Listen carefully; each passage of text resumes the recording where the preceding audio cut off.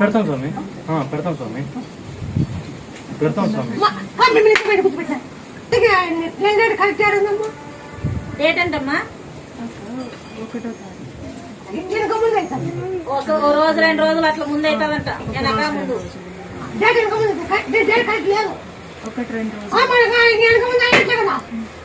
మీరు కావాలి కదా ముత్తాగడ్డి పెట్టుకున్నాను. ముత్తాగడ్డి ఓకే స్వామి, పెట్టుకుంటాం స్వామి.